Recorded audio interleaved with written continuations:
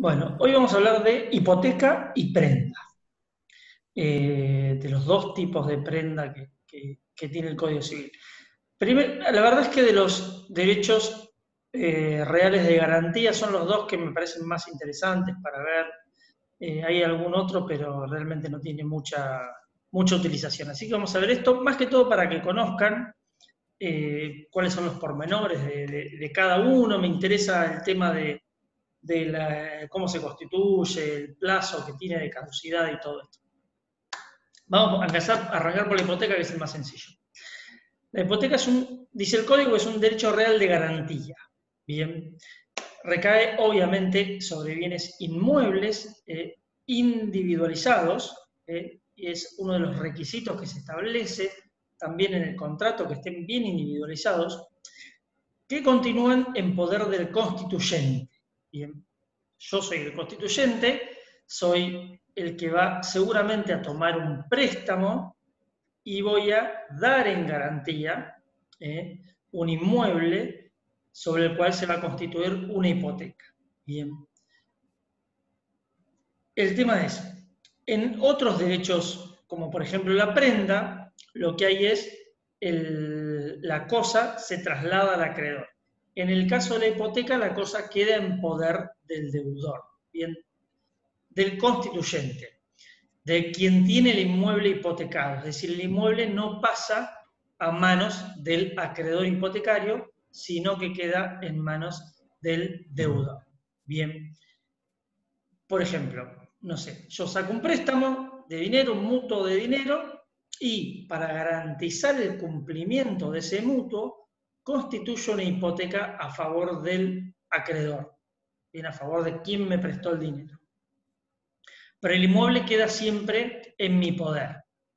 Y lo que le va a dar ese contrato de hipoteca al acreedor es la facultad de persecución y preferencia de lo producido en el caso que haya que ejecutar esa hipoteca.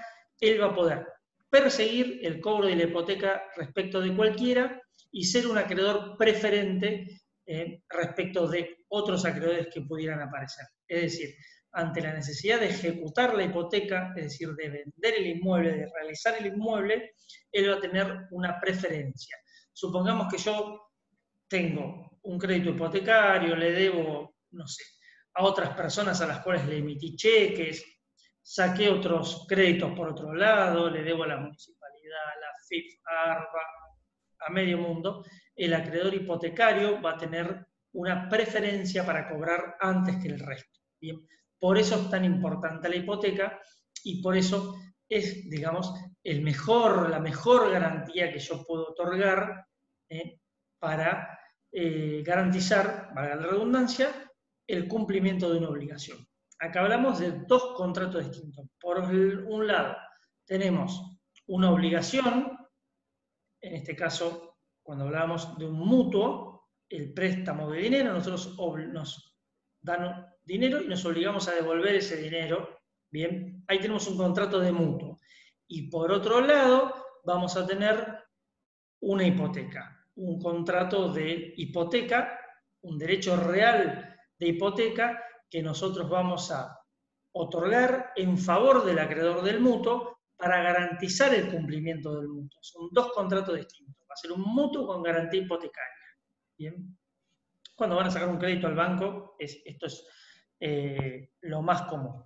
Bien, el banco nos presta dinero y para el banco garantizarse que nosotros le vamos a devolver ese dinero, nosotros constituimos un derecho real de hipoteca a favor del banco. Si nosotros no le pagamos al banco, el banco va a tener preferencia para cobrar sobre ese bien. Decíamos también que el tema que los derechos son los de preferencia en el cobro y los de persecución. ¿Qué implica esto de la persecución? Que el acreedor hipotecario le va a poder cobrar no solo a quien constituyó la hipoteca, sino a quien resulte titular de ese bien inmueble. Yo puedo vender un inmueble hipotecado, no hay ningún inconveniente. No tengo ni siquiera pedirle permiso al acreedor hipotecario. No es necesario. El que compra el inmueble, obviamente, adquiere el inmueble con la hipoteca, con ese derecho real de hipoteca. Entonces, yo soy el acreedor hipotecario y, bueno, ejecutaré la hipoteca a Silvia, que fue la deudora principal y quien constituyó la hipoteca. Si Silvia se lo vendió a Ana, después se lo voy a ejecutar a Ana, y si Ana hizo una tercera venta y se lo vendieron a Marta, le voy a poder ejecutar. No me importa. Yo voy a poder perseguir a quien sea el titular del inmueble en ese momento. Y eso es lo que está bueno de la garantía de la hipoteca, que yo no voy a poder desobligarme de ninguna forma. Bien, vendí el inmueble, el que compra, compra con la hipoteca. Bien, sí. Claro, recae sobre la cosa, exacto, no sobre el todos los derechos titular. reales. Como todos los derechos reales que recaen Claro. sobre la cosa y no sobre las personas. Exacto. ¿Quiénes pueden constituir una hipoteca? ¿Quiénes tienen legitimación para constituir una hipoteca? Bueno, obviamente el titular del derecho real de dominio, bien, el titular registral, es el primero, el principal, el más importante. Los condóminos también pueden constituir una hipoteca sobre su parte indivisa. Obviamente, quien tiene un derecho de propiedad horizontal, conjuntos inmobiliarios, superficie, estos no los vimos. Los más importantes, obviamente, el titular registral, el que tiene derecho a dominio, que es único dueño del inmueble, desde ya sin ningún problema. El condomino también puede constituir hipoteca sobre su parte indivisa. Recuerdan que en el condominio uno era titular de una parte indivisa. No es lo mismo que propiedad horizontal. En la propiedad horizontal yo soy dueño de una parte propia que está identificada y después de una parte que es común. Bien, obviamente, si tengo un derecho de propiedad horizontal, también puedo constituir una hipoteca que irá sobre la parte propia, sobre el departamento, y sobre la parte común, desde ya sobre el resto del inmueble, que es parte común. En el caso del condómino, que es el más complejo, imagínense, esto es una sucesión donde fallece una persona, hay varios bienes, y nosotros somos herederos legítimos, con lo cual adquirimos con el fallecimiento. Está inscripta, ya está la declaratoria, está inscripta la declaratoria. Bien, en ese caso, la declaratoria se va a inscribir en todos los bienes que conformen el acervo sucesorio. Imagínense, teníamos 2 casas y 3 autos.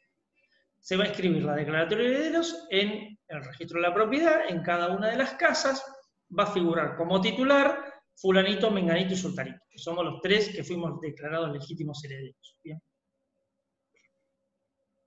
Lo mismo en el automóvil. Yo voy a poder constituir hipoteca sobre alguno de los bienes inmuebles, sobre mi parte, supongan 1/3, éramos 3 hijos, cada uno por 1/3. Ahí hay una particularidad, que es, no hay ningún problema, la ley lo prevé, es posible. La particularidad que hay en este caso es que no vamos a poder hacer la partición privada. ¿Recuerdan cuando hablamos del condominio? Que hablábamos que la manera de salir del condominio era la partición, y la manera de ponerle fin a ese condominio es la partición. La partición podía ser judicial o podía ser privada. Si todos los condóminos eran mayores y no tenían ningún tipo de limitación de derecho, podíamos hacer la partición privada. Acordamos, bueno, yo me quedo con una casa, vos te quedás con otra y vos te quedás con los autos. Listo, perfecto. En este caso, cuando haya constituido uno de los condóminos una hipoteca, la partición no la vamos a poder hacer en forma privada, y en forma extrajudicial y privada, sin la anuencia del acreedor hipotecario. ¿Por qué? Porque si no sería muy sencillo tratar de limitar el derecho que él tiene. Yo que saqué una hipoteca sobre mi tercio, lo que hago es, digo, bueno, sí, ahora que somos 3, Silvia, vos quedate con un inmueble, Marta, vos quedate con el otro, y yo me quedo con los 2 autos. Y no con los 3 autos. Total, con eso burlo a mi acreedor hipotecario. ¿Por qué? Porque no se puede constituir hipoteca sobre bienes muebles. Entonces yo me quedo con el tercio que no es el inmueble. obviamente estaría de alguna forma ahí evadiendo al acreedor hipotecario. Entonces lo que establece la ley es que no podemos hacer la partición privada sin el consentimiento expreso del acreedor hipotecario. Ahí el acreedor hipotecario obviamente se va a oponer, no se va a oponer si dijéramos, bueno, yo me quedo con una de las casas, Silvia con otra y Marta se queda con los autos, en tanto yo era el deudor hipotecario. Pero ahí tenemos una limitación que se establece respecto a la hipoteca que puedan constituir los condóminos o uno de los condóminos. En los otros derechos no hay inconveniente, ya le digo, en la propiedad horizontal no hay inconveniente. Lo mismo pasa en el caso de las urbanizaciones. Listo. La forma en que se realiza el contrato constitutivo de la hipoteca es sí o sí por escritura pública. Bien, la hipoteca se constituye por escritura pública y debe ser inscrita en el registro de la propiedad también. Obviamente debe ser registrada a los efectos de darle publicidad. Bien, ¿para qué? Para que el que adquiera el inmueble, en el caso que alguien adquiere ese inmueble, conozca la existencia de la hipoteca y sepa que adquiere con una hipoteca. Ahí se está sumando Amadeo. Esperamos.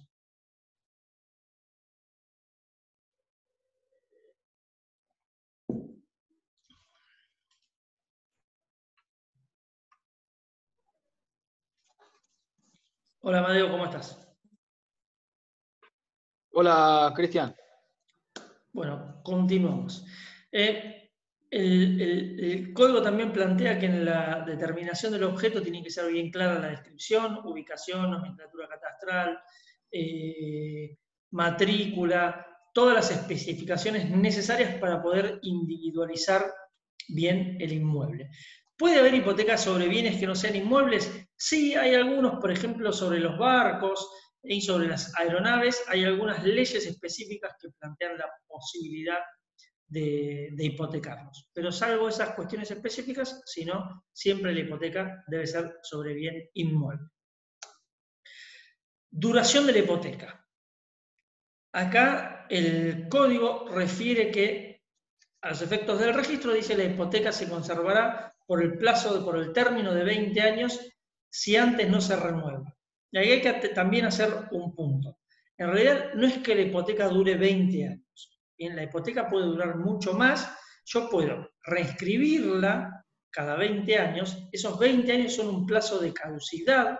Ustedes imagínense, la hipoteca es un derecho real que se constituye entre dos personas, acreedor y deudor hipotecario. Yo le presto plata a Silvia, Silvia para garantizar la devolución de ese dinero constituye una hipoteca a favor mío. Esa hipoteca la hacemos por escritura pública y la escribimos en el registro. La escribimos hoy, 6 de noviembre del 2020. El plazo para que Silvia me devuelva el dinero puede ser 1 año, 2 o 30. Los créditos hipotecarios ahora son hasta 30 años. Entonces, ahora la inscripción hipotecaria, dijimos, va a durar 20 años. ¿Esta inscripción de 20 años implica que terminados esos 20 años la hipoteca deja de existir? No. Lo que implica es que yo tengo que, una vez finalizados esos 20 años, reinscribir la hipoteca en el registro. ¿Por qué? Porque si no, si alguien compra, no va a advertir que el inmueble está hipotecado. O va a advertir que, hay una hipoteca inscripta, pero tiene más de 20 años, entonces caducó. ¿Y eso qué implica? Implica que al que compre, yo que era el acreedor, no le voy a poder ejecutar el inmueble. Bien, ese es el contrato entre Silvia y Cristian, se mantiene incólume en el tiempo. El contrato nuestro, esa relación entre nosotros dos va a seguir vigente. Pero yo no voy a poder perseguir la hipoteca de un tercero. Y ese tercero va a poder comprar el bien sin hacerse cargo de la hipoteca. Ahí él se estaría liberando de la hipoteca. Por eso hay que reinscribirla cada 20 años. Si el contrato nuestro dura más de 20 años, lo que yo tengo que hacer es anotarme en algún lugar, o tener la certeza en algún lugar de que a los 20 años tengo que reinscribirla. ¿Para qué? Para poder perseguir el cobro de un tercero si hay un tercero que compra el bien que está garantizando la obligación que tiene Silvia conmigo. Por ejemplo, en las medidas cautelares esto pasa a los 5 años, no sé, en un embargo. Yo embargo una casa, el embargo se anota, y a los 5 años, si no lo reinscribí, el embargo se cae. Lo mismo, el embargo caduca. No la obligación entre las partes, sino el embargo. Si yo compro una casa y la casa tiene un embargo, ¿la puedo comprar? Sí, no hay ningún problema. Ahora sé que tiene un embargo por, no sé, 1 millón de pesos del Banco Provincia. Bien, yo sé que compro la casa, pero en algún momento el Banco Provincia me puede cobrar el monto de ese embargo con los intereses. Ahora, si cuando yo pido el informe de dominio en el registro de la propiedad, el embargo tiene más de 5 años y no está reescrito, ya está, caducó. ¿Bien? No me preocupo, compro tranquilo. Si yo compro una casa y la hipoteca tiene más de 20 años, caducó, compro tranquilo. ¿Por qué se pone ese plazo? Porque muchas veces no se inscribe la cancelación de la hipoteca. En los contratos entre privados, por ahí Silvia me terminó de pagar y la verdad que nunca se preocupó, ni ella ni yo, de inscribir la cancelación de la hipoteca. Yo tengo que otorgarle un certificado en el cual diga que la hipoteca canceló, ella tiene que ir a la escribanía y la escribanía hace el trámite de cancelación de la hipoteca. Por ahí nos olvidamos, no lo hicimos, yo estaba preocupado por cobrar, cobré y listo. Silvia nunca hizo el trámite de cancelación de la hipoteca, pasaron 45 años y ese trámite nunca se hizo. Entonces, por eso se fija ese plazo en el cual, si no se anotó la cancelación, no importa, a los 20 años se caduca. Claro. Pero no es que la hipoteca termine a los 20 años. Lo que caduca es la inscripción, con lo cual no va a ser ya oponible a terceros, con lo cual si hay un tercero que compra, ese tercero no va a estar obligado y no va a poder perseguirse la hipoteca de esa persona. ¿Se entendió esto? Porque era importante. Sí. Cristian, ¿y la obligación de reinscripción recaería sobre el acreedor? Obviamente sobre el acreedor, sí. Sobre el que tiene interés de cobrar. Sí, porque si no, el problema lo tiene el acreedor, no lo va a tener el deudor. Claro. Es que el deudor va a seguir siendo deudor.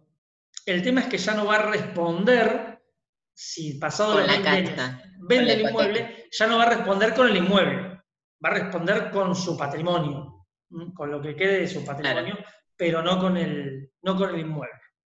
Así que... Claro, porque obligado a responder está obligado a responder. Sí, desde ya que tiene la obligación de responder, pero no voy a poder perseguir el cobro a un tercero.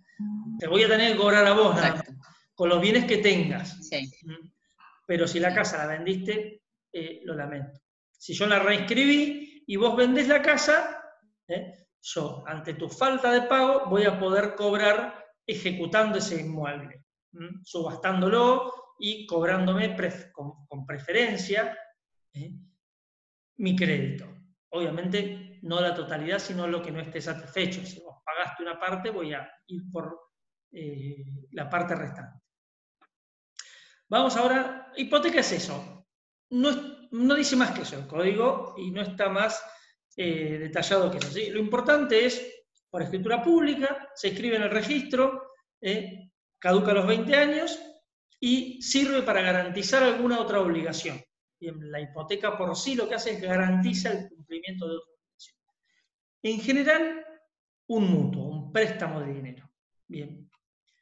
Sigamos con la y recae sobre bienes inmuebles de hipoteca.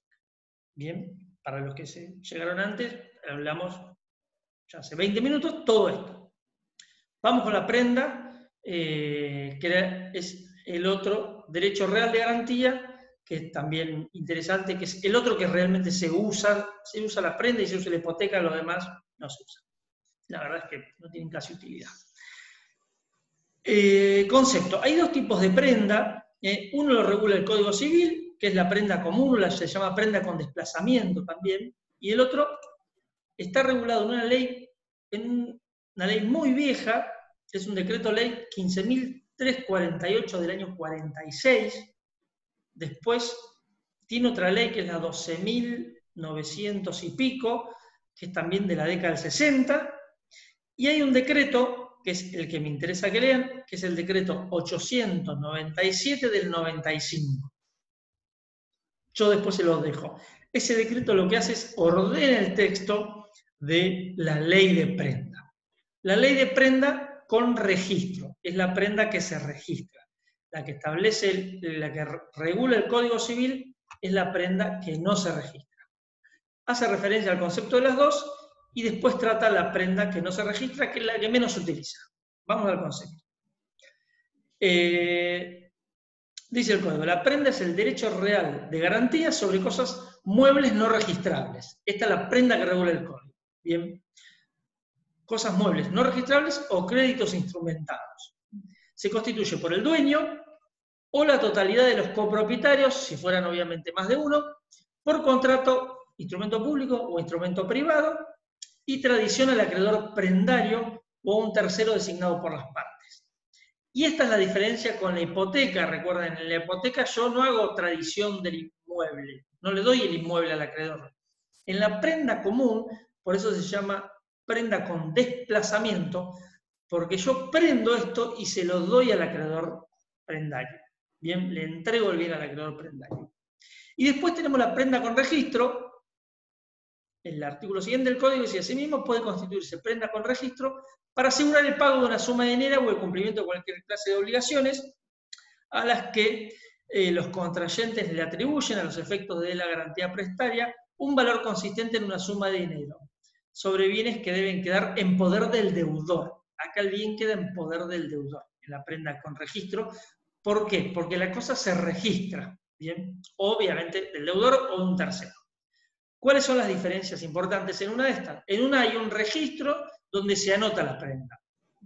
En la otra no hay ningún registro, pero ¿cómo se enteran los terceros que el bien está prendado? Porque yo le entrego el bien al acreedor. El acreedor obviamente va a tener un deber de conservación de ese bien que yo le estoy entregando, pero el acreedor se queda con el bien prendado hasta que yo cumpla con la obligación.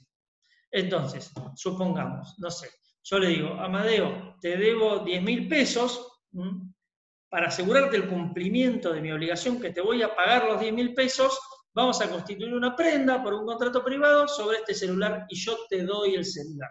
Bien, cuando yo cumpla con mi obligación, vos me vas a devolver el celular. Bien, mientras los gastos de conservación, mantenimiento y demás del celular van a estar a cargo de Amadeo. Pero Amadeo va a tener como garantía de esos 10.000 pesos el celular. Si yo no cumplo con la obligación de pagarle los 10.000 pesos, va a poder vender el celular para hacerse del crédito también con esta, obviamente, preferencia. Ahí está la prenda común. Prenda común, prenda con desplazamiento. Sería algo así como cuando nosotros vamos a un lugar de empeño. ¿Vieron esos lugares donde uno empeña cosas? No sé, llevo una cadenita de oro y le doy a este lugar la cadenita de oro, ellos me dan plata, pero no me la están comprando. La cadena se la quedan en garantía de que yo les devuelva el préstamo. Yo le devuelvo el préstamo y ellos me devuelven la cadenita de oro. Bien, si a determinado tiempo yo no cumplo con la devolución, venden la cadenita de oro y se hacen del monto que yo les debía, obviamente.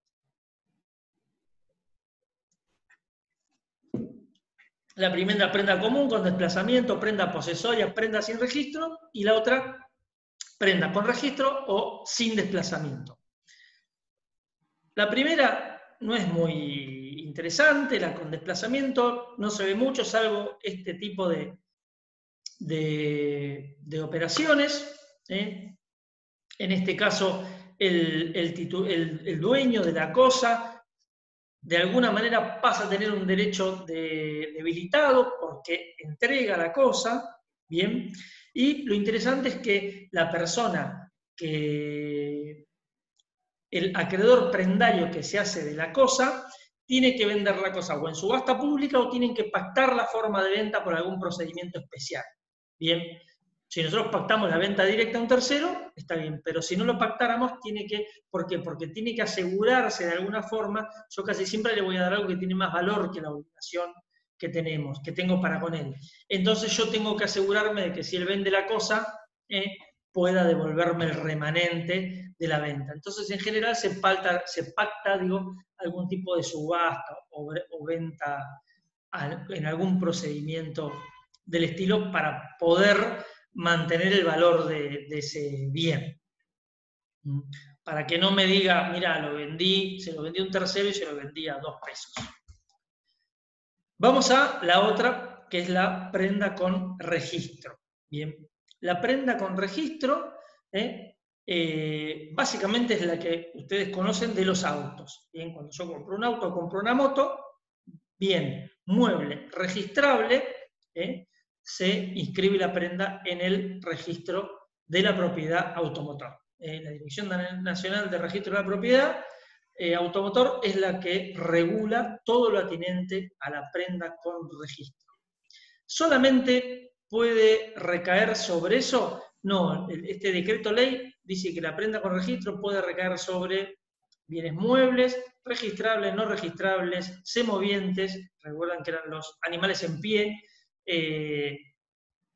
un montón de muebles pueden establecerse, sobre los cuales puede, constituirse esa prenda.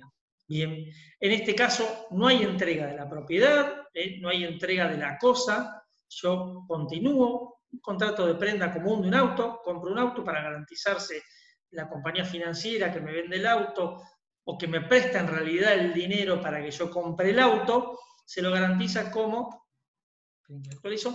constituyendo una prenda sobre el auto, esa prenda se registra. Bien, nuevamente, la prenda se registra, ¿para qué? Para que los terceros que quizás compren el bien o que quieran comprar el bien, conozcan la existencia de la prenda.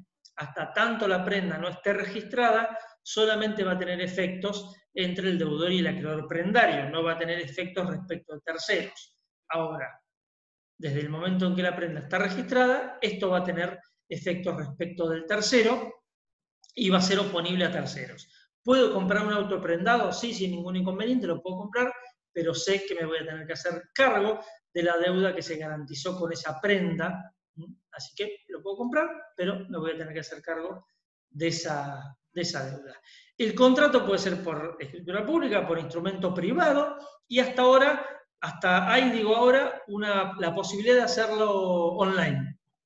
Si entran en el registro, ya se han hecho algunos, creo que de 2018 en adelante, hay una forma de hacer el contrato de prenda online con una firma digital. A través de la firma digital podemos hacer un contrato de prenda online, inscribirlo todo en forma digital. Yo la verdad que nunca hice ninguno, le digo por lo que leo, pero nunca me tocó que me consultaran por un tema de estos.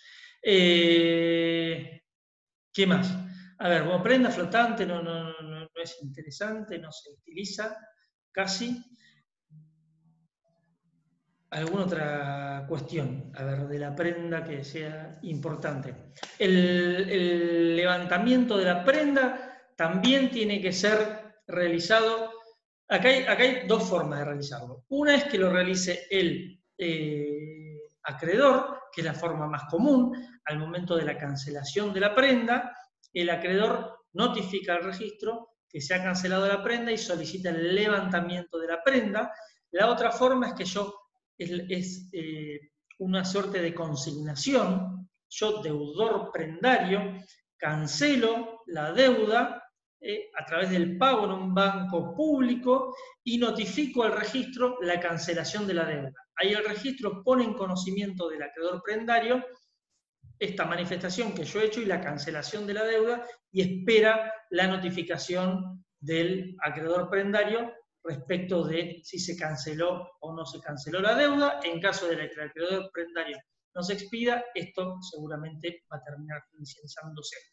En los casos de prenda con compañías financieras, y eso no hay inconvenientes. Al momento de la cancelación, yo le pido le pido al acreedor que cancele la prenda. A ver, otra cosa que nos falte. Esperen que me fije. Estoy mirando el decreto este viejo a ver si hay algo que me estoy olvidando. En el caso de, obviamente, que necesite llevarse adelante la ejecución del bien, se hace por un procedimiento especial, que es un procedimiento ejecutivo, un procedimiento judicial mucho más breve, donde apenas se pueden poner algunas muy pocas excepciones. En caso de no haber cancelado la obligación, de no haber cumplido con la obligación a la cual me había obligado, el acreedor prendario tiene la posibilidad de subastar, primero iniciar ese proceso de ejecución y después subastar el bien y cobrar con preferencia.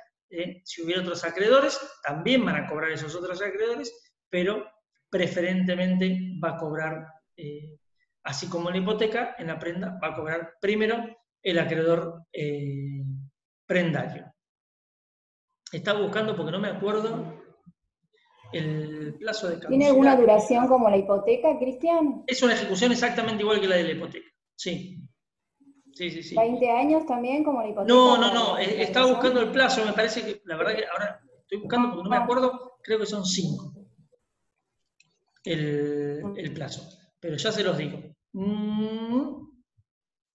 Es mucho menos el plazo en este caso, no me acuerdo. 5 años, sí, exacto, 5 años, igual que las medidas cautelares.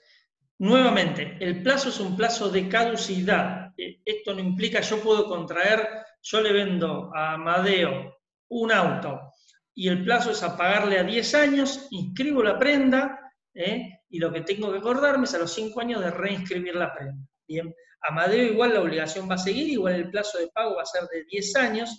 El problema que se me va a dar es que si no va a ser oponible después de los 5 años, no va a ser oponible a terceros. Bien. Yo no le voy, si Amadeo vende el auto a los 6 años y yo me olvidé de reinscribir la prenda, el que le compra el auto a Amadeo no va a estar obligado, es decir, no voy a poder ejecutarle el auto a ese tercero que lo compró para cobrarme la deuda. Sí le voy a poder cobrar a Amadeo respecto de su patrimonio. Bien, esto no me acordaba, 5 años. No mucho más, son muy parecidos uno y otro, parecido, la prenda esta, la prenda con registro, la prenda sin registro, ya les digo, casi no se utiliza.